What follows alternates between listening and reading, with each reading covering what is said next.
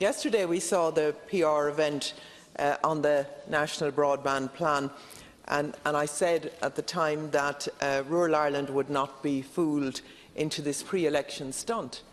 We know in rural Ireland, this election is coming up, now we're all going to get broadband without even looking at the details of it. Meanwhile, you have a Minister for Rural Affairs going around opening footpaths. That is honest. Well, that's what I would like to know. So I will tell you where you will be to see the footpath open.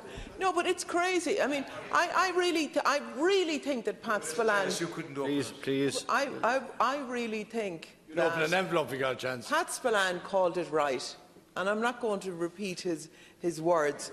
But for heaven's sake, you know, we all welcomed the fact that we had a Minister for Rural Affairs, and you know that rural issues would be looked after. And instead of that, we see every leader grant announced, every minute thing that doesn't need for a minister to be there. The leader programme was administered for years and years without there being a Minister for Rural Affairs. And things like the National Broadband Plan and broadband, that is what a Minister for Rural Affairs should be doing.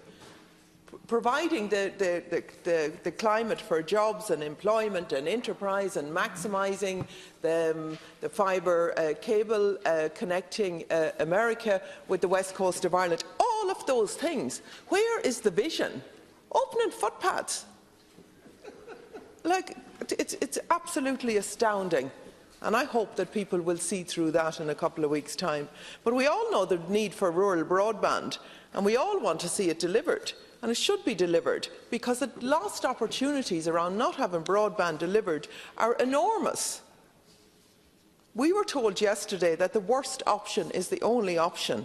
Then the government turned on the spin. They really will be known as the government of spin and bluster. Just over an hour ago, documentation from DPER has been released showing under the current model that many other projects will be delayed or never even happen because of the overspend. People in rural Ireland want to know what the hell is going on.